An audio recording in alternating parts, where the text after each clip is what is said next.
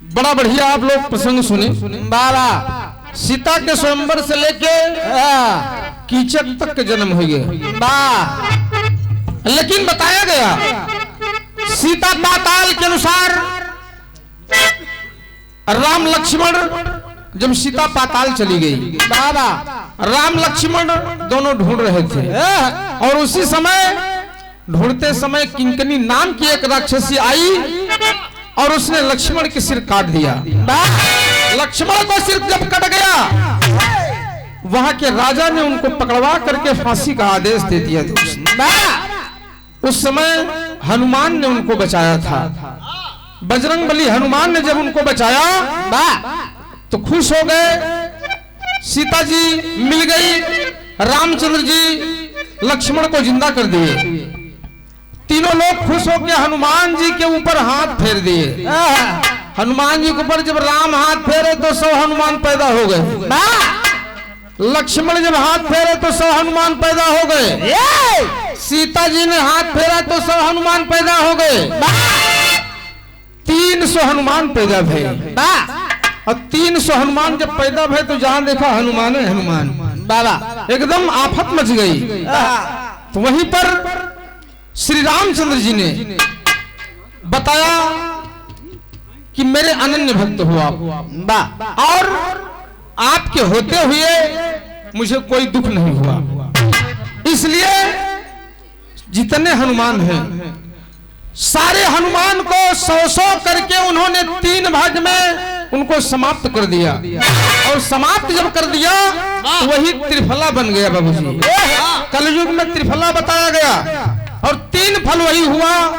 आशीर्वाद दिया, वरदान दिया कि जो एक एक जैसे जैसे जो फल खाएगा वो 100 बच्चे की माँ बनेगी।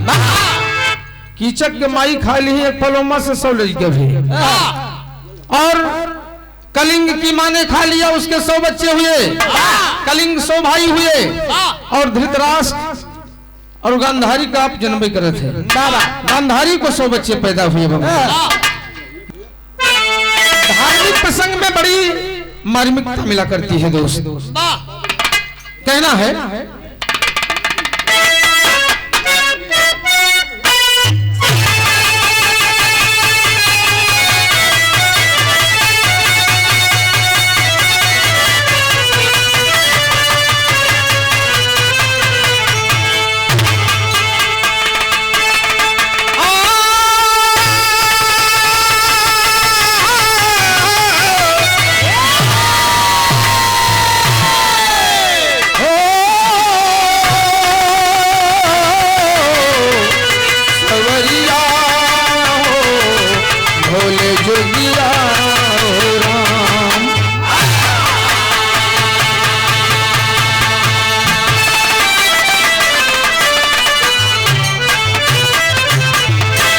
भगवान वचनबद्ध थे। जो जो भगवान ने बात कहा है हमेशा अपनी बात पर अडिग रहे और चल रहे हैं। कभी भी उन्होंने अपने वचन से मुकरा नहीं। एक बात बढ़िया धार्मिक पक्ष से लिखी गई, ध्यान देंगे आप सब। कहना है मास्टर भूमिका में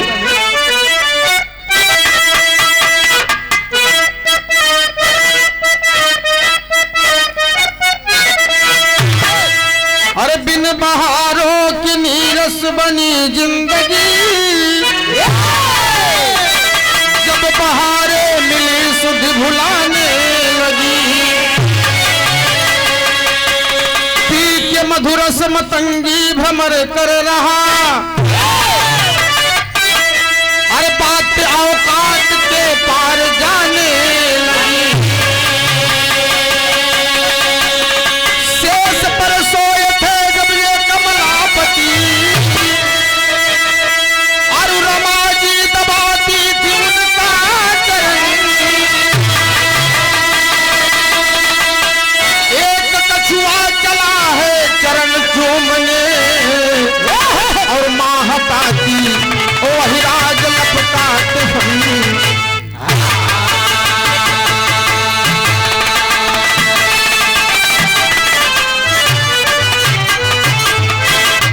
एक दिन की बात है, भगवान करुणानिधान विष्णु जी क्षीर सागर में अपनी शैया पर लेटे हुए हैं, सो रहे हैं। माँ लक्ष्मी उनके चरण को दबा रही थी बाबूजी। और उसी समय जल को चीरता हुआ एक कछुआ बड़ी तेज गति से भगवान की तरफ बढ़ता चला आ रहा है। भगवान की तरफ जब आ रहा था, डर गई लक्ष्मी, बगल में रखा रहा एक बेना उठा के एक बेना खींच के मार दिया। और जब मार दी बाबूजी, मामला गड़बड़ हो गया। वो बेचारा चोट लग गई, मुंह से खून बहने लगा और कछुआ ऊपर नीचे होने लगा और हो लगा वही पानी में। तब तक भगवान जग गए। भगवान कह रहे, लक्ष्मी आपने क्या कर दिया? क्षीर सागर में आपने इस बेचारे निर्दोष को आपने मार दिया, इसके मुंह से खून बहने लगा। उठा करके उसको बैठा लिए, बैठा करके पूछते हैं, कहा कि तुम कौन हो, यहाँ क्यों आए हो, क्या कारण है तुम्हारा आने का? कहे महाराज मुझे श्राप मिला है, मेरा नाम चंपा ऋषि है। मुझे श्राप मेरे बाप ने दिया कि जब तक भगवान के चरण नहीं छुओगे तुम्हारा पाप नष्ट नहीं होगा। वह बतावत हो। कहा कहे मास्टर, एक कव्वाली का टुकड़ा लगा।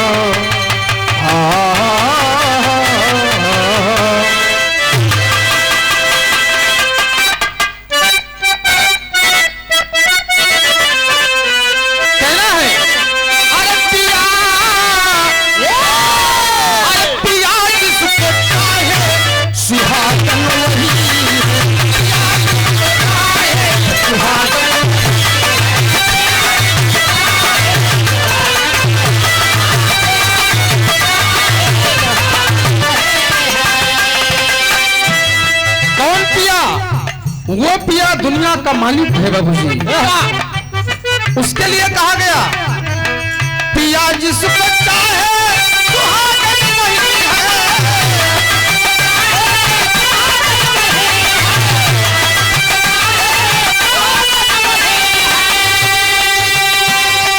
चले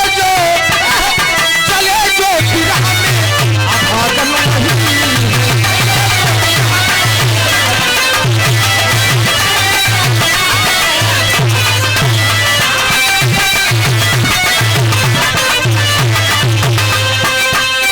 तो ओरिजिनल है, लेकिन आज अरे प्रभु जी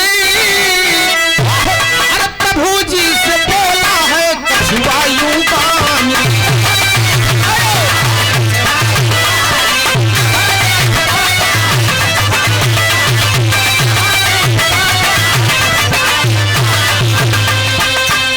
अरे प्रभु जी से बोला है कछुआ ये बानी।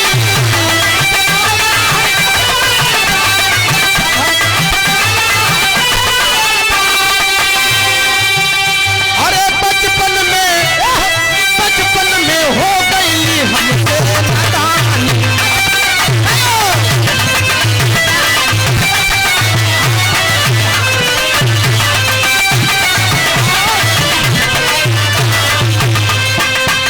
कहे महाराज, श्रवण कुमार को मारने के बाद राजा दशरथ के ब्रह्म हत्या लग गए।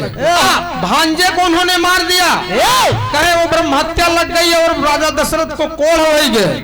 और कहे कि एक दिन मैंने अपनी तपस्या के बल पर उनके कोढ़ को सही कर दिया। मेरे पिता ने श्राप दे दिया कि जाओ तुम कछुआ हो जाओगे, क्योंकि तुमने अपने बल का दुरुपयोग किया है। आज इसीलिए मैं आपका चरण चूमने के लिए यहाँ पर आया हूँ महाराज, मेरा उद्धार कर दीजिए प्रभु। हाथ जोड़ के कह रहा है। भगवान ने कहा कि चलो ठीक है, मैं तुम्हारी भक्ति से बड़ा खुश हूँ। बोलो क्या चाहते हो, तुम मुझसे जो वर चाहो मांग लो, आपकी जो इच्छा हो मैं वरदान देने के लिए तैयार हूँ। तो वही भगवान से कहता है, एक तर्ज मिला मास्टर, कहना है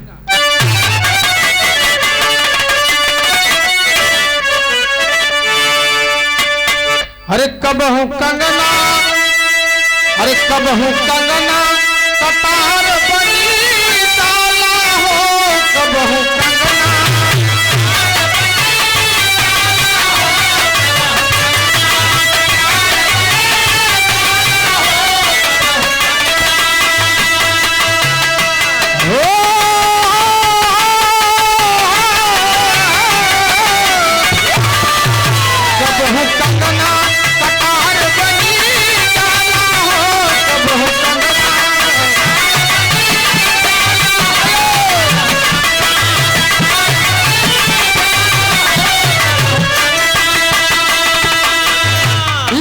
कुशल है, लेकिन भगवान से कहे महाराज आप करुणा निधान है, आप मेरे पर एक कृपा करिएगा।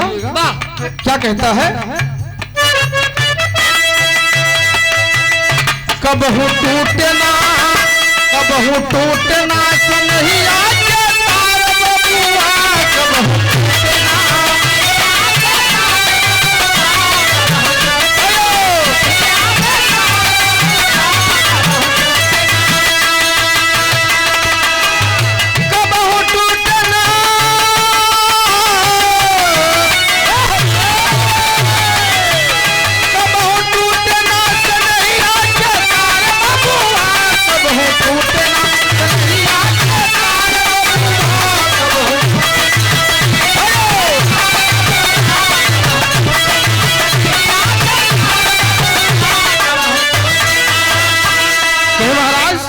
मैं चाहता हूं कि मेरा और आपका प्रेम हमेशा बना रहे, यही मेरी इच्छा है।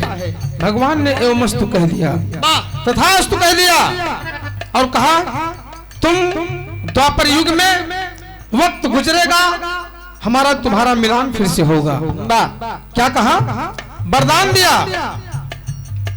अंतरे में कहना है द्वापर में होएगा तू केवट बिरनावा,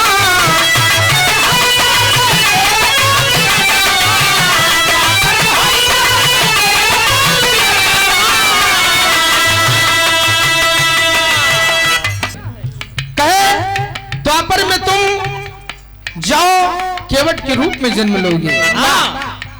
भाई तू हमारा हो हमारा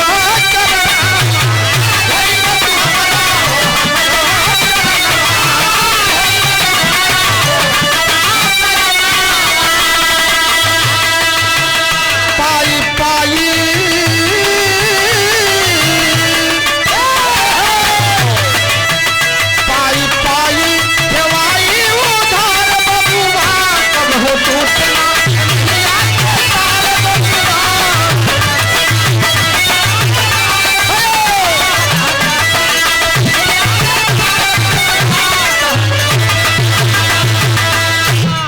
भगवान ने वरदान दिया कि जाओ तुम केवट के रूप में जन्म लोगे और मैं राम के रूप में अवतार लूंगा।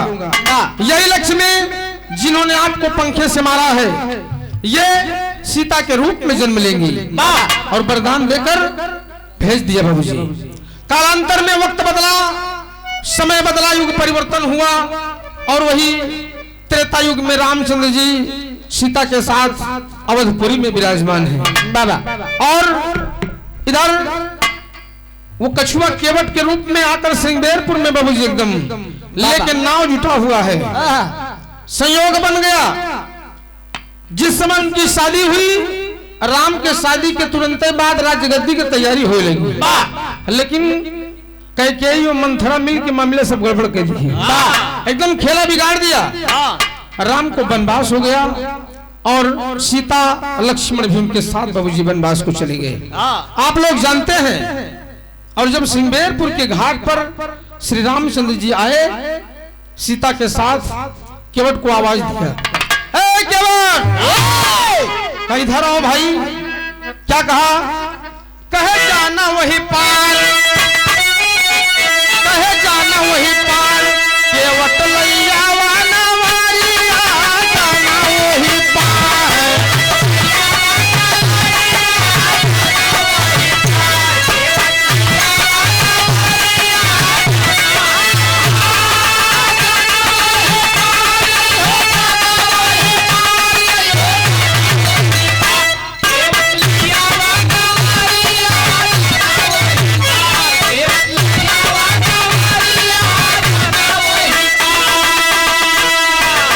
कहे बोलो आओ इधर लेके आओ तुम। कहे महाराज ना ना ना हम जानी थी सारा खेला तुहार। कहे हम नाव लेके आओ। कहे अरे हम सुने है तोहरे पैर में बड़ी करामात बा, तू इतना खेला करे वाले है, दुनिया का मालिक है, लेकिन दुनिया का नचावत है तू। कहे ना मैं नाव लेकर आऊंगा, लेकिन एक शर्त पे लेके आऊंगा। कहे बोलो। कहे तुहार पैर धो और पैर धोए के तबे हम नाव पे बैठाओ। कहे अगर मान लिया हमारा नाव गड़बड़ाई नारी बन गई तो का करब, यही से हमारा पूरा परिवार चलत सरकार। और अगर स्त्री बन गई तो घर में बैठी बैठी है लगी हम का करब कर। भगवान कहे कि बड़े होशियार हो यार तुम। लक्ष्मण के लगे प्रत्यंचा तनी एकदम कहे महाराज का दिन हम तुरंत हमारी उलट जाए। शांत रहो भाई। और उसने कहा कि महाराज हम तो हाथ पैर धो एक जान ले। चरण धोने के लिए राजी हो गया। क्या कहता है कि तोहार बिना धोए चरनिया, अरे राम तोहार बिना धोए चरनिया, हम ना उतारब सुर सरकार हो तोहार बिना धोए चरनिया।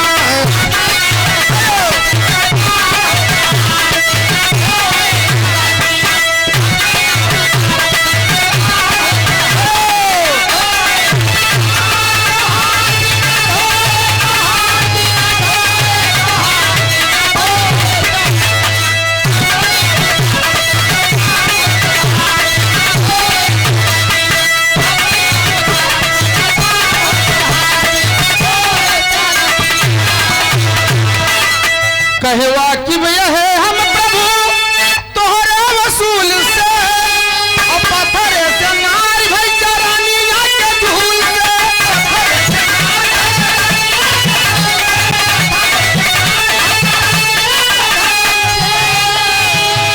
महाराज अगर तनी की मामला गड़बड़ हो जाए तो जाना था का होई, हमार काया पलट हो जाए, हम बर्बाद हो जाए। कहे भूखन मारी सारा परिवार हो तोहार बिना धोए चरनिया।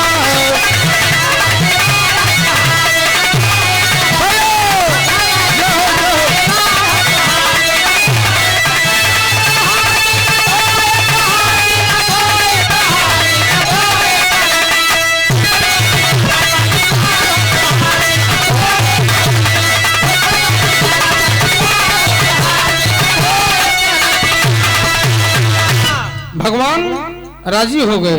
दौड़ के कठौती ले क्या है, लेकिन मन मोकरे आ कहे महाराज ना ना ना एक मिनट नहीं कि रुकर आप, बस हम दौड़ के बड़वार कठौता ले ले। अब कठौता ले क्या है तो मन में सोचे लगा कि मामला अगर गड़बड़ाबो करी बाबा कठौती में धो तो लड़की हो जाई। कहे धोबे कठौती में वही है लल्ली, अब के बर ढूंढी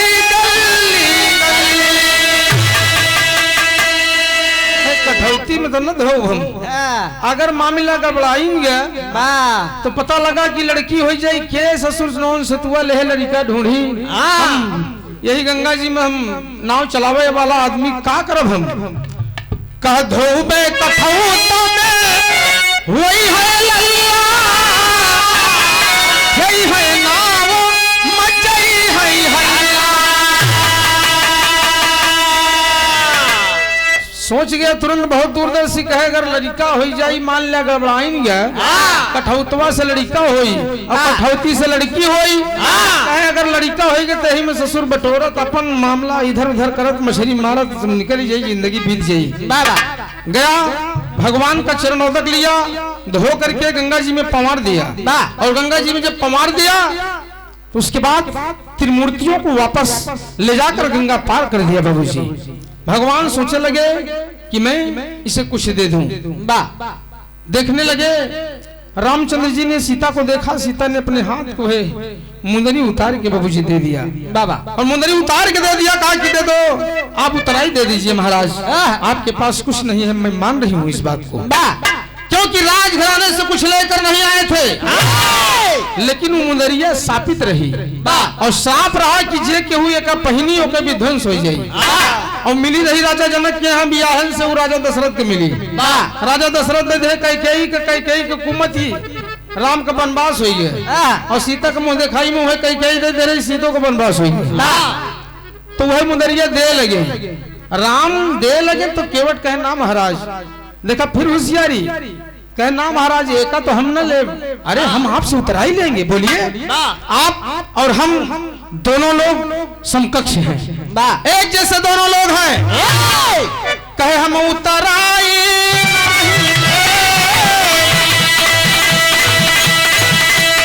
हम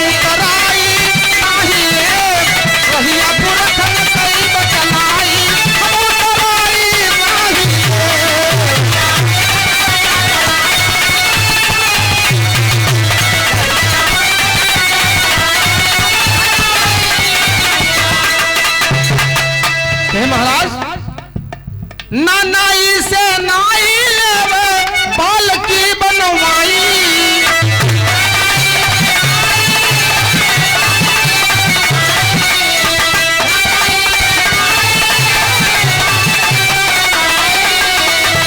बोला आप हिया उतार हम हिया तो का उतारे तही तू हमका हुआ पार कर दिया, बस बात बराबर हो जाए ना। हम यहाँ पार करते हैं आप वहाँ पार करते हैं, दोनों जन कम सगा भाई भाई। ऐमा लेन देन का मामला कहाँ से आई है? भगवान कहे कि चलो ठीक है ना बाभन से बाभन लेवे वेद की बचवाई।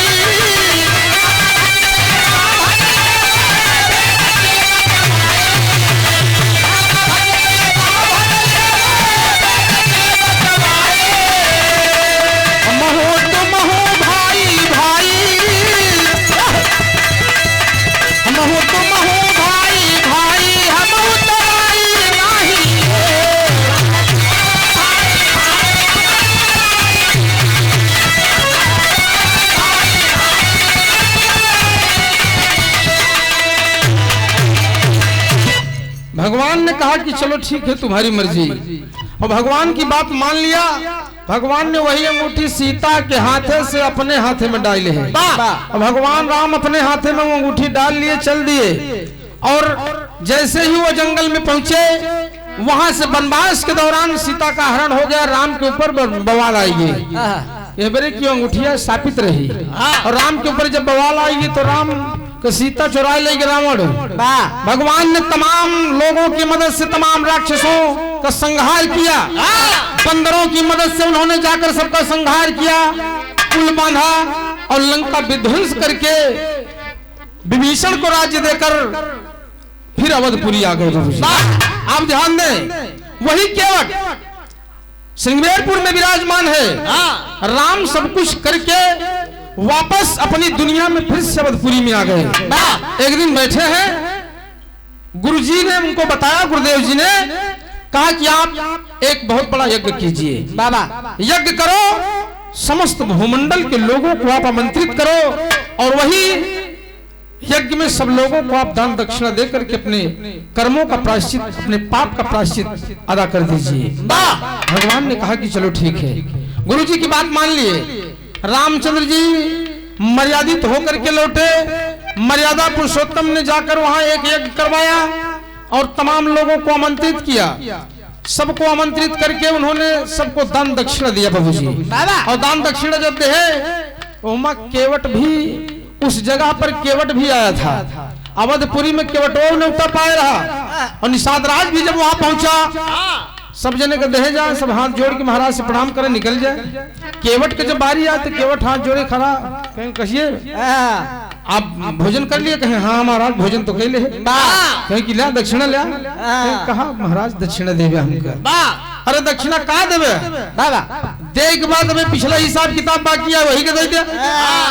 राम कहे अरे यार तुम बोलो क्या कहना चाहते हो? कहे हम तो जब पार उतारे रहे तो का दिया है? बोला आज वही के दे दिया।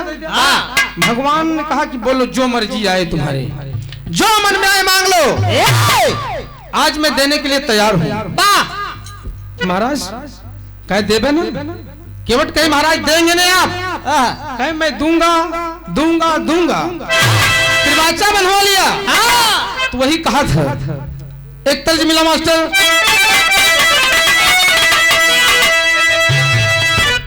चतुर चितेरे स्वाति बूंद के, अनुपास अलंकार में लिखा गया बाबू जी। चतुर चितेरे स्वाति बूंद के, चातक चितवतनी, करबी बोला रामचंद्र से, सुनिए वचन कबीर, हो वध के राजा, हो वध के राजा, हमारी खवैया का चुकाए, हो वध के राजा, खवैया का चुकाए, हो वध के राजा।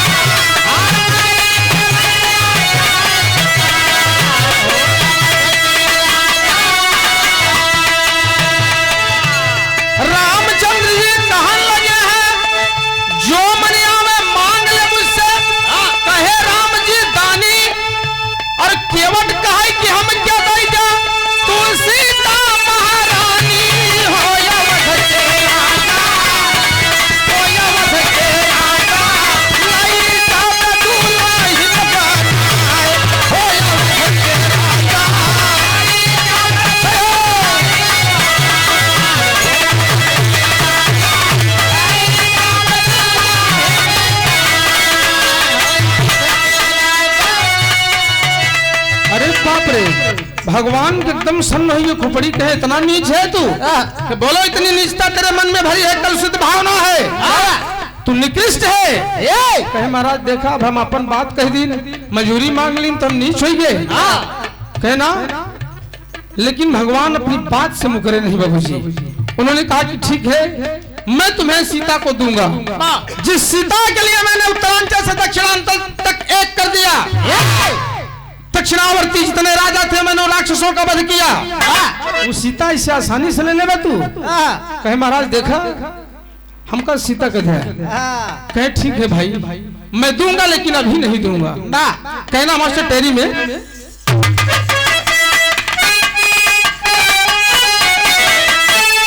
अरे मोरे राम खेवाई जीव का काल बन गई, अरे खेवाई जीव का काल बन गई, अरे काफी वसुंधरा अंबर भी खराई, खेवाई जीव का काल बन गई।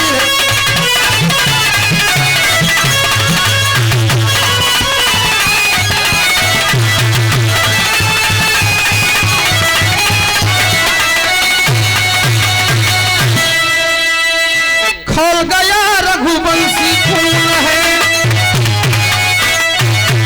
भगवान क्रोधित हो गए बाबू जी। खोल गया रघुवंशी खून है, नीरज नयन बने रतना,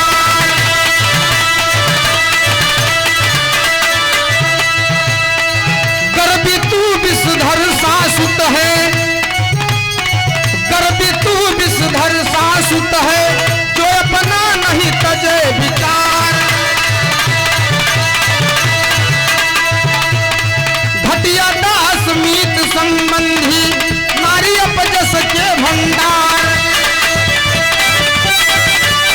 चाटरी जा पूरी होगी, चाटरी जा पूरी होगी, द्वापर में कृष्ण अवतार।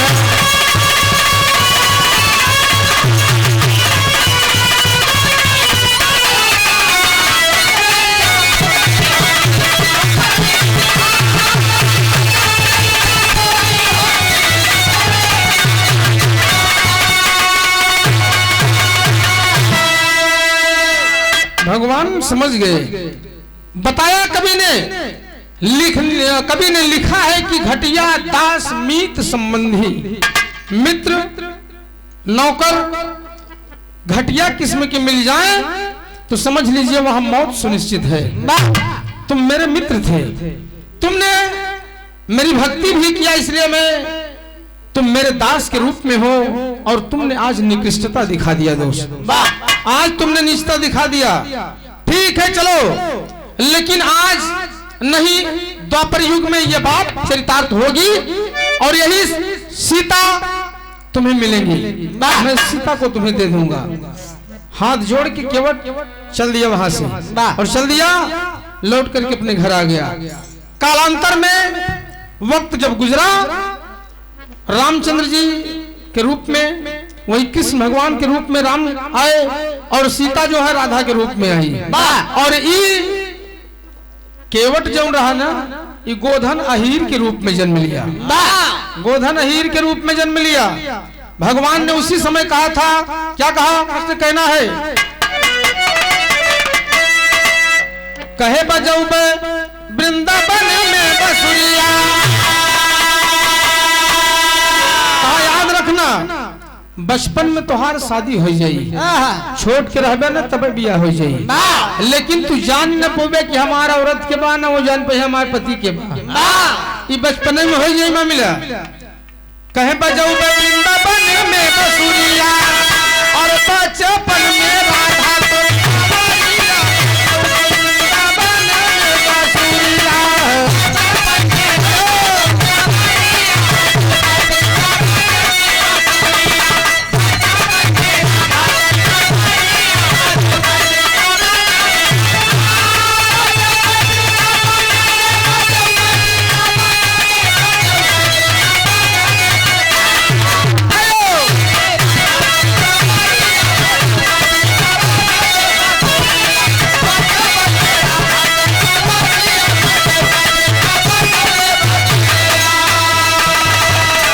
कहे तुम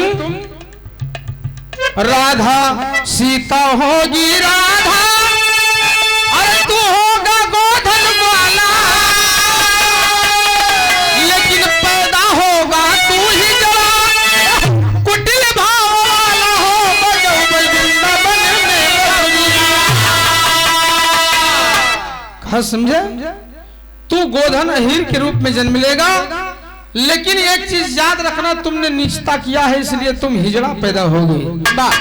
न तुम नर में होगे न नारी में होगे, किसी काम के नहीं रहोगे।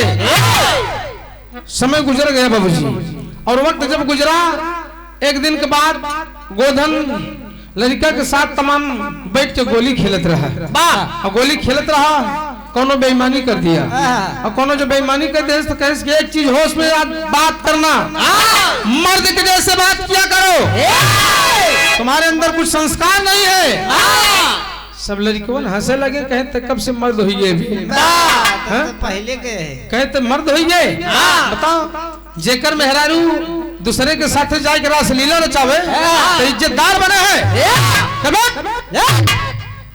अब बाबूजी उसके दिमाग में आ गया कि मेरी बीवी कृष्ण के साथ रास लीला रचाती है। वही लड़का क्या कहे,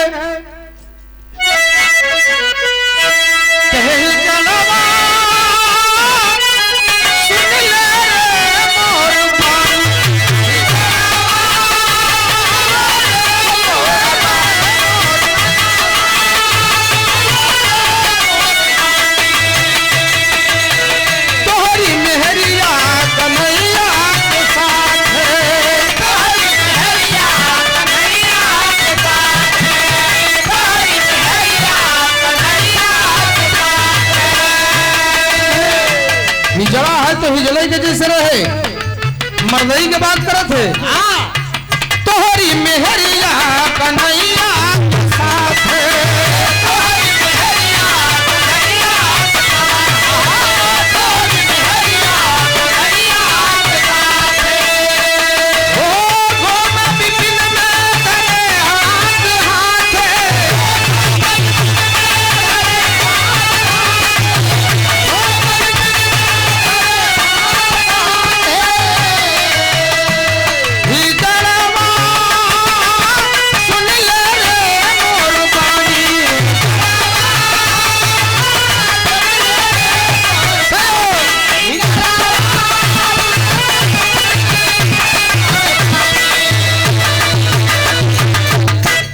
जब ये बात सुने गोधन तो कहे कि ना, हम ये बात देखे बिना मानब ना, मैं ऐसे नहीं मान लूंगा कि मेरी पत्नी बदचलन है। देखा लिखा गया है, नारी अपजस का भंडार होते, सबसे बड़ी बुराई नारियों से ही पैदा हुई। बाबा तुलसीदास ने लिखा, साहस अनरीत चपलता माया, भय अविवेक असोच अदाया, नारी स्वभाव सत्य सब कहीं, अवगुण 8 सदा उड़ रही। चाहे जितनी बड़ी एसडीएम हो जाए, लेकिन वो अपने चाल से बाज नहीं है। स्त्रियों का सबसे बड़ा दुर्गुण है बाबूजी।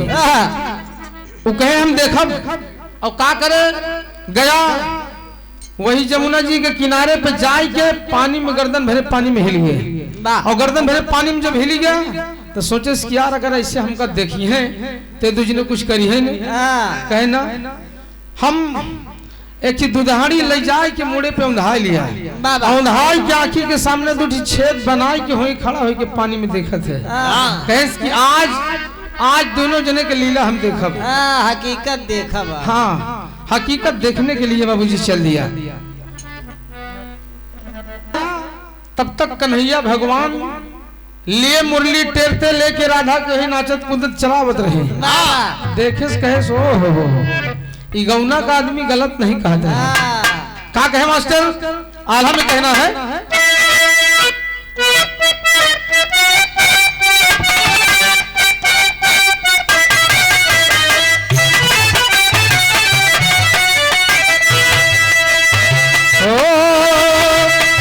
चढ़ली जवानी सरिता के पानी दादा, चढ़ली जवानी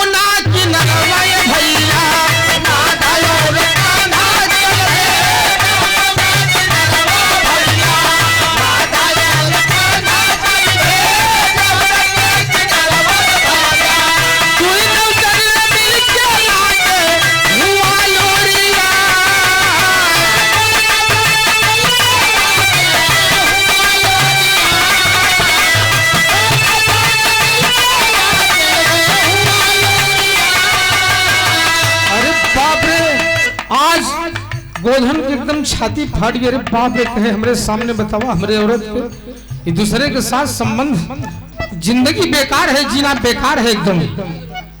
का कहे, अरे तबले कन्हैया, अरे तबले राधिका के परी गई नजरिया, अरे तबले राधिका के परी गई नजरिया, हे बाबू अगवा सुना हो चिकना बोला।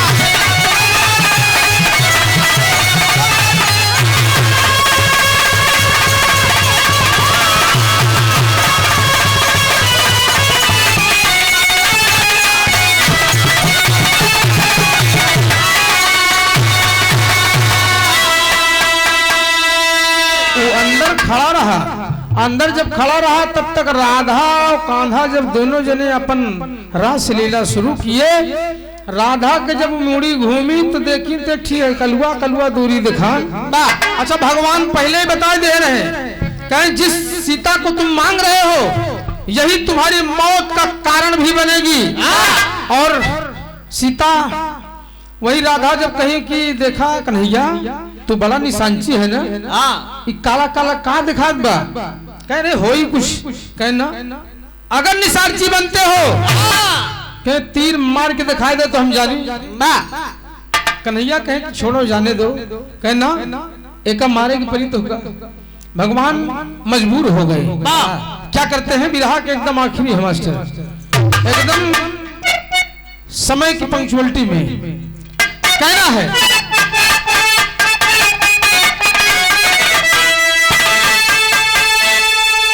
अरे बोली है राधिका कन्हैया से सही,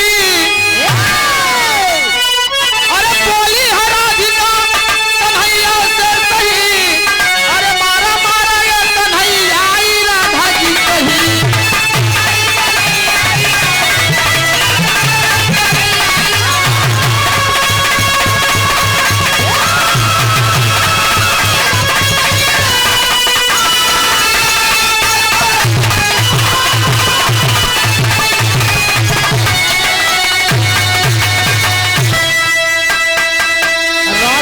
कहे पे कन्हैया मार दिए, और मार दिए जब बाण, खींच के मारे बाण जो बाबू खून का निकला फुहारा हो।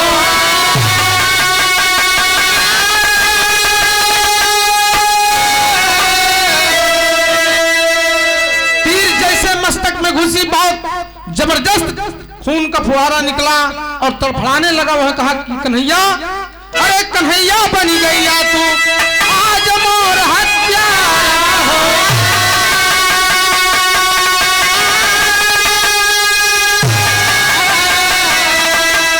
आपने मेरी हत्या कर दिया, मैं श्राप देता हूं जिस तरह से आपने मुझे मारा है वैसे तुम्हारी भी मौत होगी। कहे तोहरा मौत यही ढंग से रही, तोहरा मौत यही ढंग से रही, अरे मारा मारा ये कन्हैया आई राधा जी कही।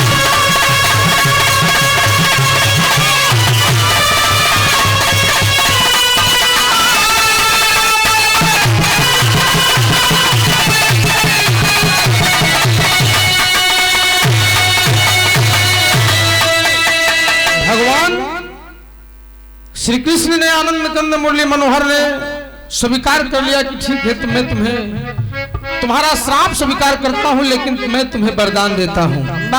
जाओ, मैं तुम्हें वरदान देता हूं कि तुमने जो कुछ भी किया उसके लिए मैं माफ करके कार्तिक के महीने में 1 महीने तुम्हारी पूजा होगी। और गोवर्धन पूजा के नाम से आज जो मथुरा गोकुल बरसाने में मनाई जाती है बाबूजी, वही गोधन की पूजा होती है। वरदान देकर के करुणा निधान अपनी बात को पूरी करके चले गए। और एक दिन भगवान कन्हैया जंगल में एक वृक्ष का टेक लेकर के बैठे थे। जरा नाम का व्याध आया, दूर से देखा तो एकदम जनान क्योंकि ये मृग खड़ा है, और मृग समझ करके खींच के बाण मारा, भगवान के तरुआ में लगा। और जब तरुआ में लगा तो भगवान छटपटा के वहीं पर बाबूजी अपने परम धाम को चले गए। इसीलिए कहा गया कि अपनी करनी का फल हर व्यक्ति को भोगना पड़ेगा। यक्ष गंधर्व किन्नर देवता मनुष्य सबको भोगना पड़ा है और भोगेगा। विराह के एकदम आखिरी हो कहना है जो मुरारी का परिचय। गुरु बिहारी गुरु गणेश गुरु राम लाल गुरु पावन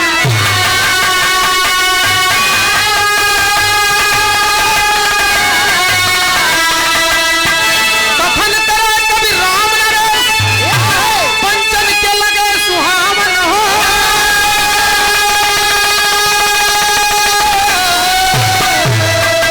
देवाई जीव की काल हो गई सदा बलवान तू महामाई हो।